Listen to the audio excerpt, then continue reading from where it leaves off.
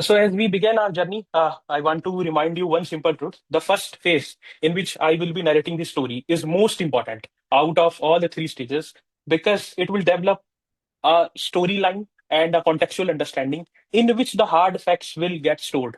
Otherwise, it will remain dry pointers or mechanical facts. But once you understand the timeline, so you don't need to focus on facts in these classes. Just understand the story. All the years, all the places are not of utmost importance, but the storyline is important. So your entire focus on this in this first now stages of classes in which I am narrating the timeline should be only on one thing, that is to develop the contextual understanding. Okay. So why history? Now, first of all, you all will be asking, sir, why history is important and why we have to study, why it is included in the civil services. See, everything which you are seeing, our geography, our sociology, our polity, everything has been shaped by our history. History is something which shapes the future. History is something which makes you connected to anything. Your language, your dress, your food, everything is connected to it. Do not disturb the screen. Now, Preeti, you are disturbing the screen. Please do not disturb the screen. Okay. So everything is connected to your history. It is very important. In terms of civil services, the importance is that it is not only about GS1 or prelims. Your the study of GS3, say for example, left-wing extremism, it is also rooted in history. Your study of sociology, uh, society, it is also rooted in history. Your essay preparation, most of the time when you write essays, you write a lot of examples, a lot of historical examples. And that is why it is very, very important to understand the history. And many a times in essay, you take a evolutionary way of writing the things. So without history, you cannot develop all these weapons which will help you to master the civil services preparation mains as well as prelims. And let me tell you, in the interviews as well, at least one question will come from history. So you cannot escape it. It is very, very important. You all have to give 100% focus for this subject. Okay. But symptoms after reading history is mostly like this. When you read history, you feel very sleepy. What kind of boring stuff is there? So many kings, so many queens, and random stuffs. They are fighting wars. They are fighting for a place. So all of this bores you, and it is very common to see this. You are also now juggling with a lots of sources. For ancient, some other source, for medieval, some source, for modern, some source, for culture, some source. And then there are so many confusion that after every year, now when prelims is finished, people will start saying this question came from this particular book. Now you are more perplexed. You are having so many resources and you are not able to connect the dots as well. That is why it is important to read the history like a monologue. And after all this reading of now bulky spectrum books, your mood is like this. But I can assure you that after listening to all the stories and all the lectures, your mood will change to this. Okay, because it's a very beautiful subject when understood in a causal analysis way. Everything that happened in the history of India, there was a cause and effect. It doesn't happen out of nowhere. Everything had a reason to happen. Okay. So the course is divided into three phases. The first phase is running now, which is very, very important. Basic timeline through storytelling, most important phase. And second phase will be important mains theme, and that will be done through analysis in an analytical manner because the questions which are coming in mains nowadays in history is not of descriptive nature, it is of analytical nature. And third part will be prelims hard facts, but there also I will try to tell some stories and narrations because otherwise those facts will not be stored in your mind. So let's start now without any further delay. So we will start our study of history. Okay. So the first part is how the story of studying history formally started. All of the books that we are reading, what was the basic story behind this? So now this gentleman, everything started from this gentleman. His name is William Jones. He came to India as a jurist in Calcutta. But when he came, all the history that was written now for Hindus was written in Sanskrit. Now, this gentleman was very passionate. He wanted to understand every nuances of the law. So he tried to learn the Sanskrit language. Not only he tried to learn the Sanskrit language, but he started loving the language. When he started loving the language, he also started drawing parallels between the Sanskrit as well as the European language. You must have heard, now, like Matra becomes mother. Now you all have watched some movies like Namaste London. In that, Akshay Kumar says this particular Sanskrit word inspired this particular a word of English or European language. Like Geometry becomes geometry. So he was the one who started drawing parallels between the Sanskrit language and European languages. He was in love. He was obsessed with India. He was so obsessed after seeing these different kinds of people having different attires, different languages, different cultures, different dance. He was so curious. He was so curious to unearth the mystery behind this land, because the mystery was so much that you cannot understand by just looking at them. Every day he was perplexed by seeing some or different kinds of analysis, some or different kind of magics, different kinds of dresses. In one society, so many diversity was making him so curious. So then what happens is that he makes Asiatic Society of Bengal. Asiatic Society of Bengal was formed, and everything changed from there. He uh, was joined soon by two eccentrics. Now, this one and this one. This guy is known as James Prinsep. You must have heard his name. And this guy name is Alexander Cunningham. Okay. So what happened was Alexander Cunningham landed in India in 1830s. And he was engineer. He was not supposed to study history. He was supposed to make roads, bridges, and canals. But soon, once he was having some kind of official meeting of East India Company, he accidentally met this guy, James Prinsep. Now, James Prince's passion for history was infectious. This James Prinsep was also inspired from this person, William Jones. Okay. Everyone stay muted. Some of the disturbance is coming because you people are here to listen to me, not your narrations. Okay. So this person was inspired from William Jones. Now, this William Jones first inspired this person, and then this person inspired Alexander Cunningham. And when you visit now different places of India, you will be now so perplexed to see the repeated names of roads, bridges now on this name, Alexander Cunningham. Why it was named? So let's see the story.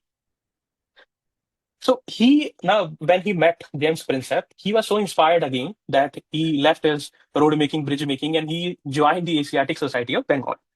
Now, at that time, the society's brightest star was James Prinsep. James Prinsep used to sit in a corner with lots of coins and lots of paintings and broken paintings, stone tools, and he was busy. Every time he was busy reading them, he used to find lots of joy out of those. And then what happened was he this undeciphered Brahmi script. He undeciphered Brahmi script, and that unearthed the entire history of the great king Ashoka. Okay. And because of his achievements, Cunningham was inspired a lot. Cunningham also thought, I will also do something. My background is of engineering. So let's connect the dots. Let's connect the engineering with history. So from there, the birth of archaeology in India started. Archaeology needed technicalities. Archaeology involves digging deep places, finding some remains, connecting the dots, finding the age, then deciphering or undeciphering the language, understanding the paintings, and trying to understand the why behind all of this. So from here, what he did, the first was that he started studying the northern India. Okay. Until then, the entire study was involving the region around Bengal and the Deccan. But this person started deciphering the northern part, and he was the one who excavated Sarnath, Sanchi, Bharut, and Takshila. And then he also became the first Director General of the Archaeology Survey of India. You all know ASI name, but it was this passionate person who made the foundation of this beautiful institution. Everything that we know about our past is because of these three people. We owe a lot. We owe a lot because we were not aware about even Ashoka, Devam Priyadarshi. Who is Devam Priyadarshi? It was because of the sheer passion of William Jones. It was because of the sheer passion of James Prinsep and Alexander Cunningham that we came to know about our past, about our beautiful past. So from here, the destiny of India changes. Indians started knowing that their past was not dark, it was glorious. It was not that we were less capable. And the study soon became part of curriculum, firstly in West Bengal. And that was studied by whom? That was studied by Raja Ram Mohan Rai, people like Ishwarchand Vidyasagar, Keshav Chandra Sen, Swami Vivekananda. And they propagated the entire golden culture of India to the general masses. From here, how our Indian history was developed, the story starts from here. One of the common questions of you was now when I was reading the feedback that, sir, can I rely on these lectures and notes? So let me tell you, I am referring the first sources, not the secondary sources. Some of the books involves The Wonder It Was in India by Al-Basham, The Study of Indian History Through Geography, the books written by Irfan Habib, Romila Thapar, not those NCRTs, the first point sources, Shekhar Bandyopadhyay, and different authors. So everything will be foolproof, and you can completely rely on those facts as well as the stories. So let's start. Let's start the timeline. This part is often you feel what are these Paleolithic, Mesolithic, Neolithic, Megalithic? What to do with these stones? Who are fascinated by stones? So first of all, why stones? Why stones and why these names were on stones itself? So when these three passionate people, specifically Alexander Cunningham, they started digging deep. They started founding what? They started forming stones. They started founding stones. The stones were shaped in different manner. Some were very sharp, big, some were flaky. So this was the thing which survived for lakhs of years. And as it was found in abundance, they started naming the prehistoric period with these stones. Now, what is prehistoric period also? Everything has a why. So the history is divided in three parts. The first is called as prehistoric period, second is called as proto-historic period, and third is called as historic period. What is the difference? The prehistoric period is the period in which there is no written history. The proto-historic period is that part where the history is written, but yet the language is not deciphered. And the third part is the historic period, when the history was written. So these three are parts. Now, this prehistoric period has been further divided into Paleolithic, which is called as Old Stone Age, Mesolithic, Middle Stone Age, Neolithic, Neo Stone Age, and these are the Metal Ages. We will focus in this class on these three: Paleolithic, Mesolithic, and Neolithic. Paleolithic was again further subdivided. How it was subdivided? What was the reason of subdividing? So these divisions were based on the types of stone tools that they found, and second thing was the type of lifestyle which was there. So it was classified based on the type of stone tools that was found and the lifestyle that was there. You can see this particular person. It's like Alexander Cunningham now finding stones and fascinated. Now he will decipher everything. Okay, so let's start. The first stage is lower Paleolithic age in India. So what will happen is that initially the stones will be big and they will not be polished. They will not be sharp because we have started. Your forefathers have just started making tools. So they are not aware about the intricacies. Secondly, your forefathers also do not know how to get settled and cultivate crops. They do not know anything. So they are surviving by living inside caves to save themselves from rain, from wind, from big animals. And from the caves itself, they are founding some small stones and they are making such kinds of tools. And where these no, tools were made, those are called as sites nowadays. Now, initially, they do not know how to cultivate crops. So they were relying particularly by using these stones, they were killing small animals, not big animals, small animals. And they were surviving with the meat of them. That's how they were just surviving. Somehow they were surviving. And this is called as lower Paleolithic age. It started around 5 lakh years ago to 1 lakh. Okay. So now the first thing is that there was a person, again, a person will come. His name was Robert Bruce Foote.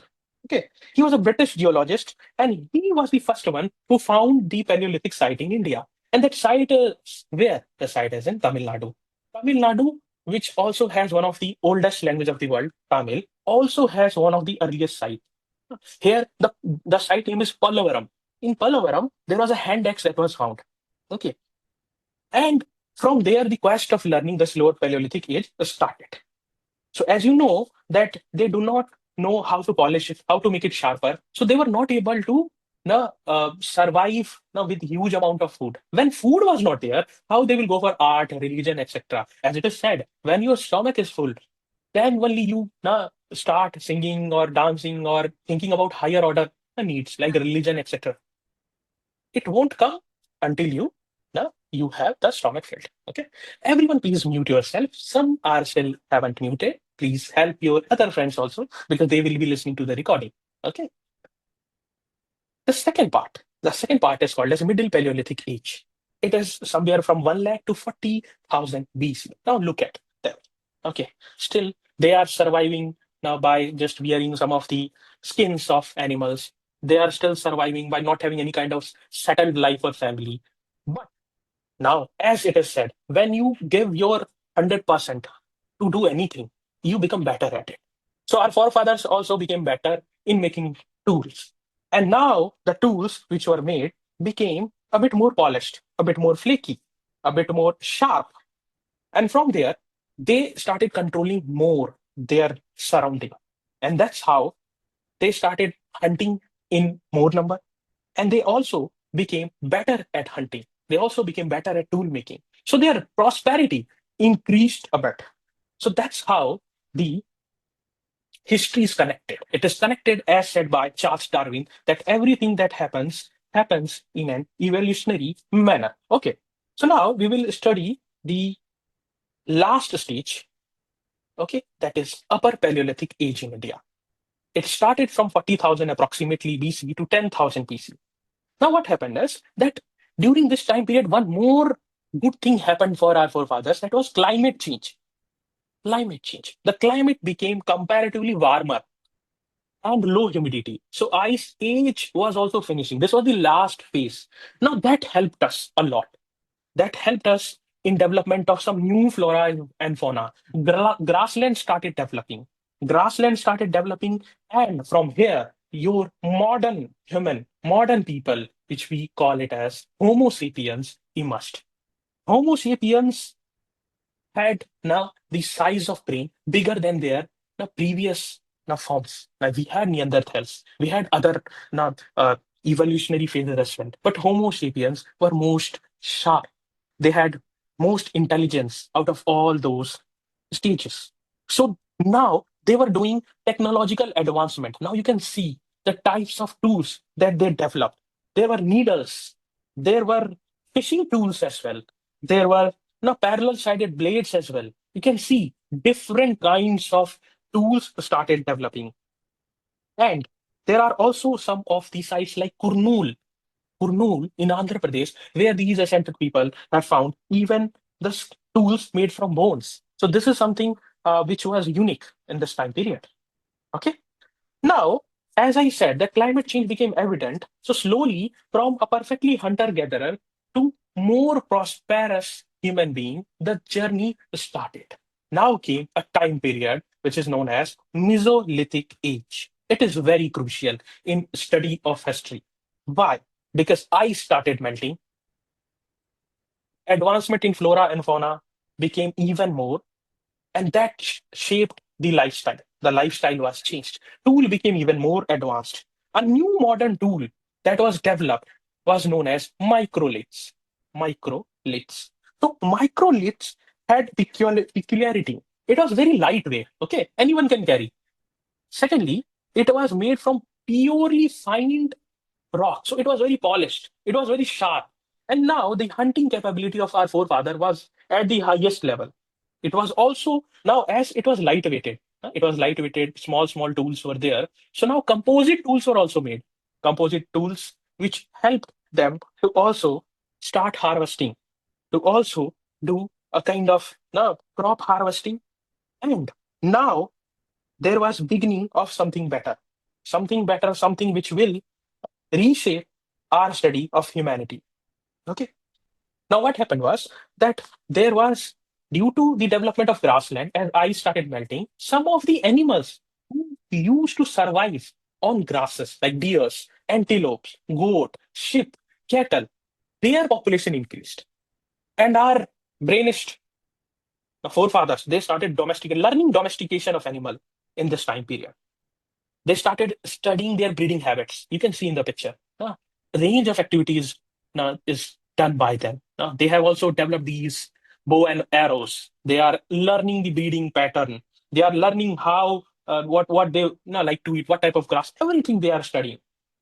And in the Madhya Pradesh, there is a place, a beautiful place known as Adamgarh. In that place, oldest evidence of animal domestication was found.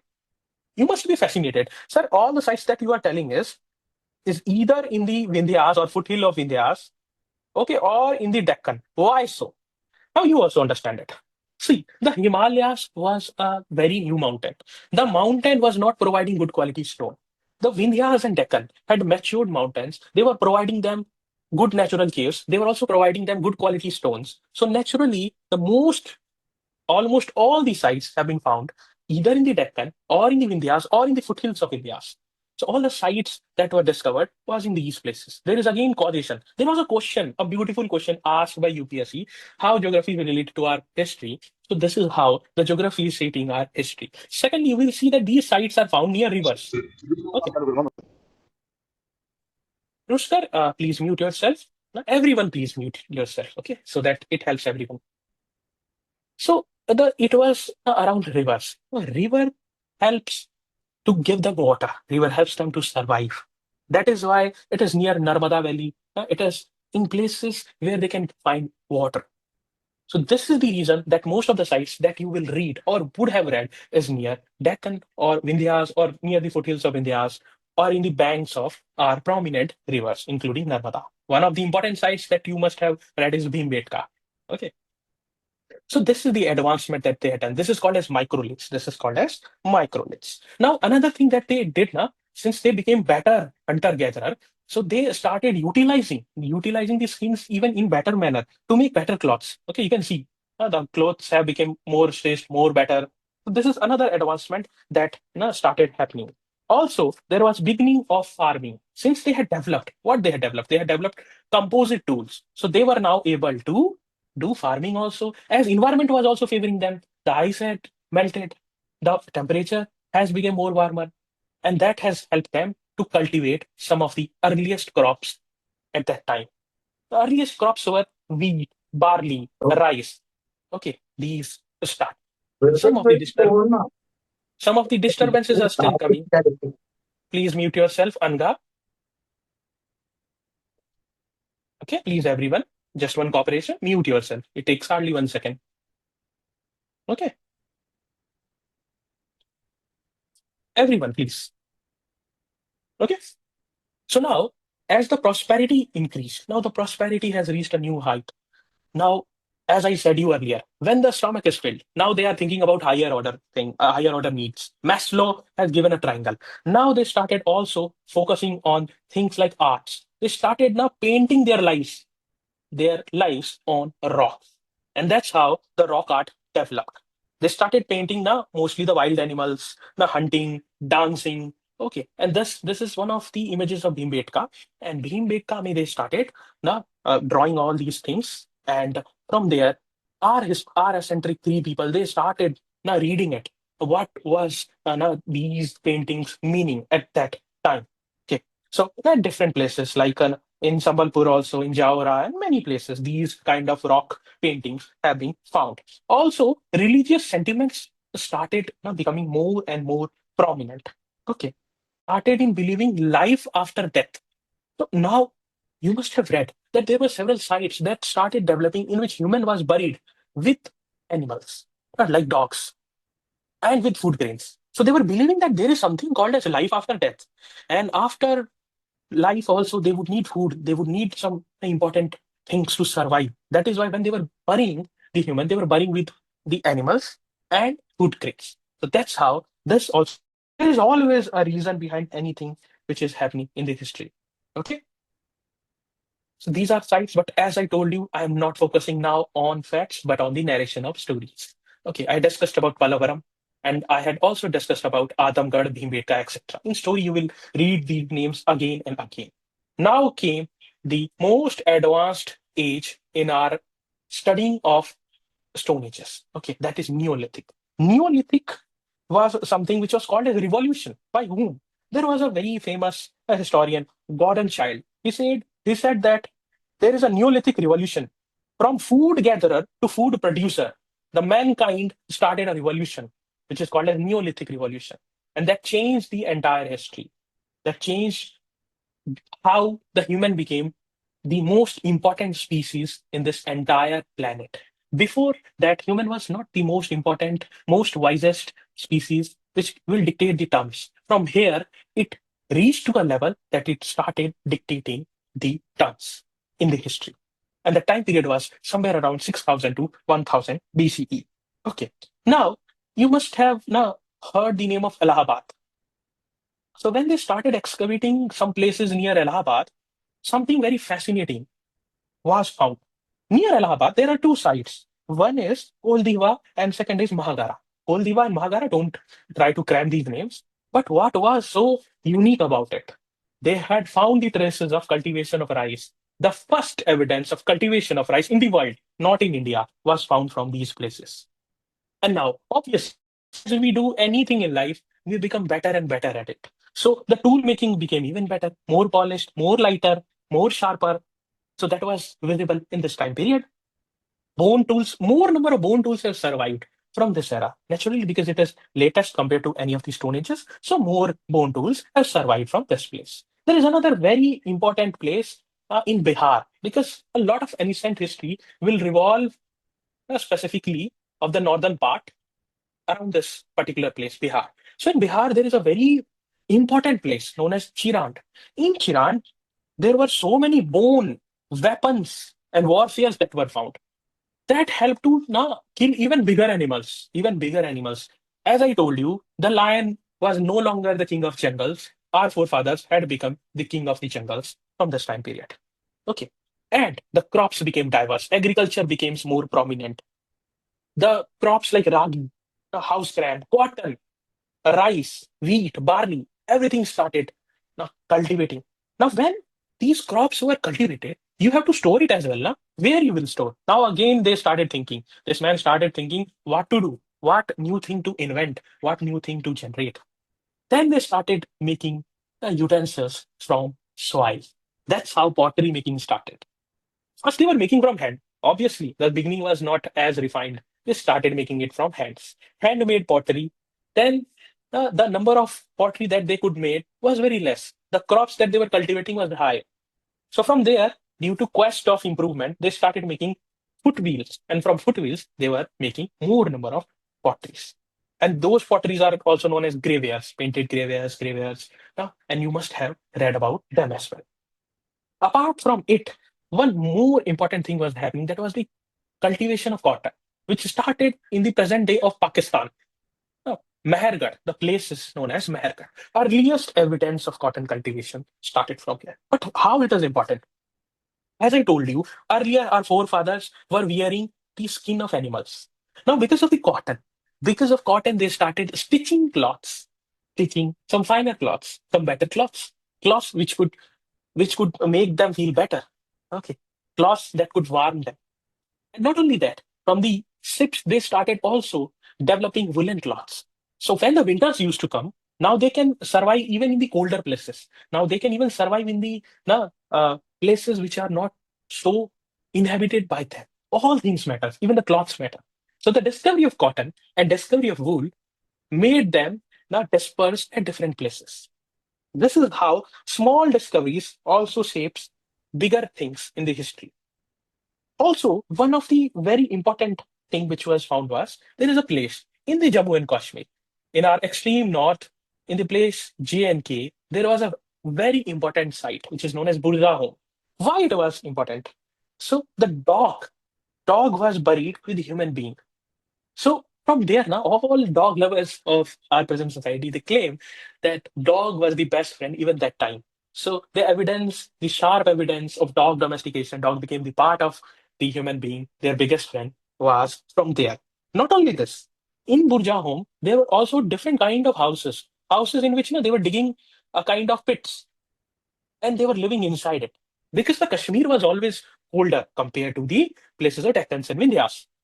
So they were living inside the pits. When they were living inside the pits, they were able to survive in the extreme winters. That's why there are pit houses in Burja Home. And Burja Home is another very, very important site which gave us different kinds of houses as well. And also, you will find that lot more settlement happened near the river of Ganges. A sharp settlements developed near the Ganges River. Okay. And near the Ganges River, the the starting or the beginning of The Indo-Gangetic civilization will happen after this. And then our forefathers will not stop. They will not stop here. They will also discover, they will dig deep. They will start digging the Gangetic Valley. They will go near here. Yeah, this is Ganges. This is Ganges. This is the present day Bihar and Jharkhand. This is the present day West Bengal. Okay. This is this is Andhra Pradesh. This is Madhya Pradesh. This is Maharashtra region. Okay. So, Nas, here when they reached, they started digging.